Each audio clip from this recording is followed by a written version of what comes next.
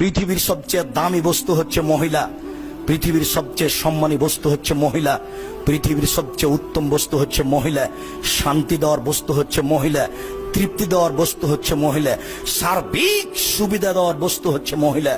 মহিলাই সারাদিন রান্না বান্না করার পরে কারেন্ট না থাকলে আপনাকে বাতাস পাখাতে এক হাতে বাতাস করে আর এক হাতে খাদ্য পানি আপনার মুখে তুলে দেয়।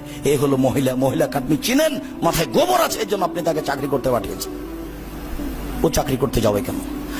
সর্ব ধরনের সুবিধার জন্য হচ্ছে মহিলা, সর্ব ধরনের কল্যাণের জন্য হচ্ছে মহিলা, সুখ শান্তি তৃপ্তির জন্য হচ্ছে মহিলা। আল্লাহ তাআলা তাকে এই জন্যই সৃষ্টি করেছেন।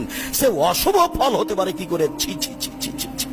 মানুষের আচরণ, মানুষের চরিত্র, মানুষের জ্ঞান গরিমা নিচে নামতে নামতে এত খারাপ হয়ে গেছে, অশুভ কাজটাকে নিয়ে চলে গেছে মহিলাদের কাছে।